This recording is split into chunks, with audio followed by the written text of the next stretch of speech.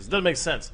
But if they get good, then it makes sense for Missouri football to schedule a game with Kansas. Right, it's preseason. Schedule. Mm-hmm. I think KU basketball should do I wish the NCAA would allow every year to do a game. Every school can do that one big game for charity. I think that was so cool, but hopefully that wasn't the game that started the rush injury for Mizzou, but I kind of thought it was. But, hey, real quick, Central Florida has been kind of relevant here the last few years.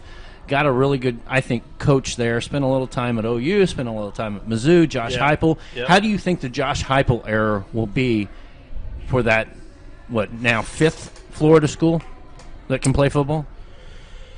Yeah, it's going to be interesting to see how he does this year. I just think in those non-Power 5 conferences, it's almost impossible to get into the playoff unless you play some really big dogs early in the year and win. And the issue with that is that none of the big dogs will schedule them. No. Heck no. Because they don't want to lose. I mean, it's kind of the same. Chance of losing. It's kind of the same deal we talked about. When I mentioned the MIAA possibly going to an open schedule here in a couple of years. When we talked to Rich Wright at Media Days, for a team like Northwest with their success, a 1AA school is not going to play them because they could probably beat them, and then if they play someone outside their own conference, it's a weaker game. So therefore, their strength of schedule goes down. So, I think it's kind of the same thing. Well, there's probably only 4 schools in football, if they lost that game, could still qualify for a national championship. I mean, and we already talked about those 4 this year.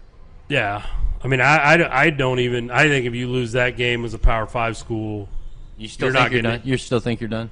I think you're not getting in the tournament. Probably. Lost to a non. Other than Notre Dame, it's not in a conference, but it's a big school. I actually feel like too. We talk about that. I actually think if Clemson loses any games in the ACC, I don't think they make national championship. I mean, who are they going? I mean, their schedule's so weak. Yeah, Clemson's schedule if they lose to really Duke weak. Or even if they lose to Miami, that's a bad loss. I mean, I guess we haven't seen them. That's a bad loss right now. If Miami gets on a roll, I guess. But we can go from there. But Bama can afford to lose one. They can afford to lose to Georgia. They can afford to lose maybe one early in the year. I don't think Bama's going to lose, right? I don't think so. But Georgia, Georgia's not a bad loss.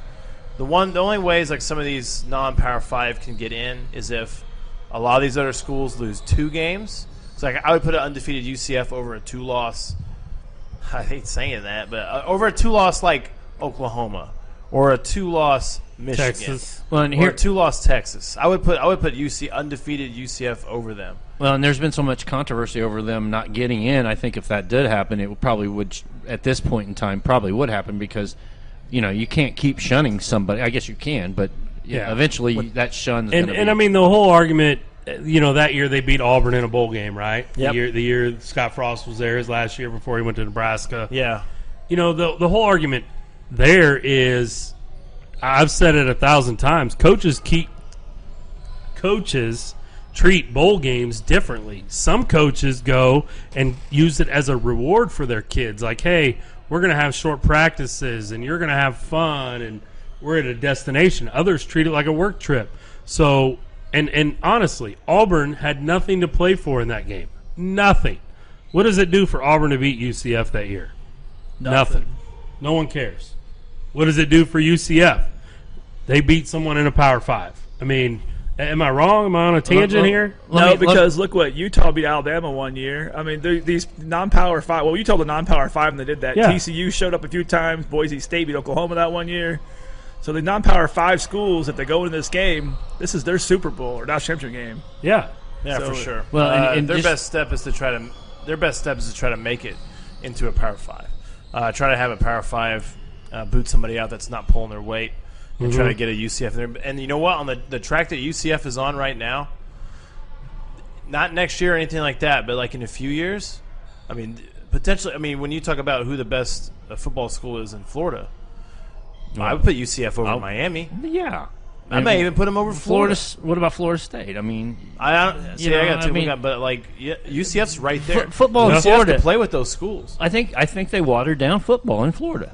They have a ton of good athletes down there. I just think, well, yeah, they do, but it definitely affected the recruiting trail for all the other and even Florida South schools. South Florida is a pretty good team too. Yeah, South Florida. But anyway, and I think maybe the one other non-Power 5. Well, no, Houston's non-Power 5, right? Yeah. So Houston's another one of those teams that's usually pretty good at football. Could get there. A little bit of a football factory, a little bit of a quarterback factory out there. Well, a lot of great players in Texas. Yes, same thing. So I mean, in order for those schools to make it to the national level, they need a bunch of 2-loss teams, or they need to make their way into a Power 5 conference. Yep. So, all right. Well, we're going to go to our second break and then come back after that and close the show. Hey guys, remember the old Kemper Arena? Well, let's check out the new Hy-Vee Arena. There's a million cool things about Hy-Vee Arena, but today we're going to talk to you about the membership. There's 3 things: the gym, the courts, and the track. With your Hy-Vee membership, you also have access to the basketball courts, and there's volleyball, pickleball, and access to the track. Let's go check it out. Your membership gives you access to the indoor Mondo track. It's the second largest in the United States and gives you a great place to get your cardio in year-round. Your membership includes access to the gym, which includes free weights, treadmills, bikes, other cardio machines, discounted classes, and more. So come discover the new Hy-Vee Arena and get your membership today.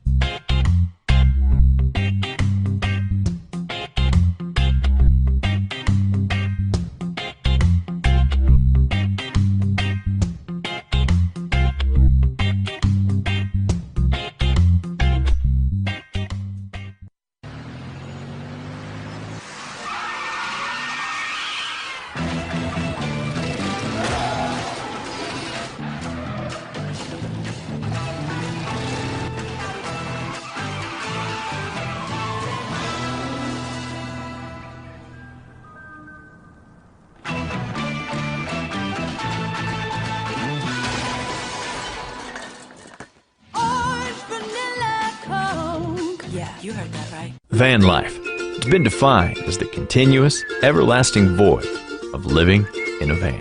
And if van life is calling you, then you should check out vandoit.com. Van Do It can be used as a primary vehicle with 7-passenger seating, convertible to a camper van, or anywhere in between. Go ahead, give our site and blog a gander. We assure you, it's going to make you say, you Van Do It. 816-944-2229. Or check us out at vandoit.com. Boom. I'm Gary. This is Austin. We are Midwest Mics coming back at you. Like the boom. What? Boom. Yeah, I did a little bit before. Director Austin. Well, breaking news last Saturday night. Andrew Luck decides to retire, is booed on his way out of the stadium. Got to be a small majority. It couldn't have been all the fans. I mean, a small number. Now, if you are a diehard fan, in that moment, you're finding out you're in the game. This is the third preseason game. The season's a week and a half away. I can see your reaction after you've had a few beverages to boo that guy. Because he's retiring? Yeah. I'm not saying it's right, but I can get possibly why it happened. Okay? It's definitely not right. You shouldn't boo him. I completely agree with the reasons that Andrew Luck has given. I mean, his body is just broken down. Since I'm a journalist now, I did talk to someone that has a close connection to someone inside the organization of the Indianapolis Colts. And as far as the organization was concerned, they were not caught off guard or surprised after the last month and a half that he retired. How did that get leaked out at that moment? That's the person. Adam Schefter. Well, but how did he get it? And I mean, he probably got it from Andrew Luck. And if I would have got it, I would have broken too. But, I mean, Wait till after the game. That was a weird moment. That was a weird moment for a guy that's done great things for your city and your town. It's kind of like Alex Smith. I mean, that guy kept football together in Kansas City. He did. Totally agree. And he got treated bad on social media after they, He did. I mean, glad God, that guy was a great quarterback. Yeah. My wife is an Alex Smith hater. I'll throw it out there. So what do you think about Andrew Luck retiring, it's Robert? Just because he's a little bit better looking than you, and so Yeah. No, she's a hater. She don't like him. Oh, okay. Yeah, she is a hater. So yeah, what do you think? Yeah, if Andrew Luck retiring, and I'm kind of surprised, but I mean, if all the rehab he's trying to go through, if he can't get back to where he was, I mean, yeah, it's not. And I mean, I'm sure with him being sore, he was just miserable every day. I mean, you heard what Rob Gronkowski said yesterday. Yeah, I mean, he was crying in bed after a Super Bowl win. Well, the thing is, if you're a smart athlete, you're going to retire at the right time, and only you know when that time is. And I would, how many guys are walking around with their marbles all mixed up because they stuck in the game too long? You just got to think, there is happiness after sports. Mm-hmm. There's a lot of guys that go on and have great careers and other things. And I think Andrew Luck, he's a Stanford smart guy. So he'll be able to do something else. Yeah, one thing about Andrew Luck and his demeanor and kind of how he comes across as kind of a student of the game and kind of the way he kind of played it, smart quarterback. He easily could make a career coaching quarterbacks, right? Yeah, easily make a career of doing anything to do. He'll obviously he's going to take a lot of time off because he said he's lost his love for the game. Because literally the way he was talking. Literally this dude was probably hurting 24/7. His body was hurting, and I think it's good. It's a good idea. We talked about it on the way over here. Yeah, he don't want to be a cripple by the time he's 40. So for him to get out, and he doesn't seem like a flashy guy. So he probably still has a lot of his cash, and like from what it sounds like too, Colts were not caught off guard. So they knew about it coming. Yeah, they knew he was contemplating it. So he's been, and so they've been getting Jacoby ready to obviously be the starter this year, and don't worry about maybe drafting a quarterback next year. But Andrew Luck, really to me was going to be after Roethlisberger retired, and after Brady retires, and after Rivers retires. For me, it was going to be Mahomes and Luck and Watson and Baker. We're going to kind of be running the AFC for a while. That was going to be a nice little young group. The AFC would have been between those four teams, probably at least next 5 or 6 years. So it's sad to see him go from a fan's perspective. Just wanting to watch him, but I'm happy for him that he's leaving before he gets seriously hurt. Well, the way you protect your muscles, and Gary, as a coach, that you get in the weight room. If you're hurting, how do you pump iron if you're hurting? And there's just got to be a right time for everything. And this has been going on for him for 4 or 5 years. The more injuries, the more pain he's living with on a day-to-day basis. Just it was tough. So I don't blame him at all. Andrew Luck, I wish him the best. But at least I did not pick the Colts to win that division. Like I did. A couple other guys in this room. I picked the Colts to win. You did? Yes. You staying by it? Yes, I think they should be good because they got Tom Brady's backup. Oh, Jacoby? Yeah. I remember having to get up early whenever I was covering the Chiefs, drive to one Arrowhead Drive, had an ice storm. Half the people weren't back because they couldn't get out of Indianapolis after that loss. Chiefs fans are happy that he's retiring because Indianapolis, over the last how many years, has had our playoff number, Yeah. Not last year. Not last year, but, I still remember all those years. I'll tell you what the biggest difference, we want to talk about like that kind of matchup in the playoffs. When you want to talk about where the NFL is going, it's quarterback. So for once, for the first time, I think we played the Colts in the playoffs. We had the better quarterback. Quarterback. Mahomes better than Luck. I would have put Luck above Smith. I would have had Manning always above, or Manning above Smith. I would have Manning above Green.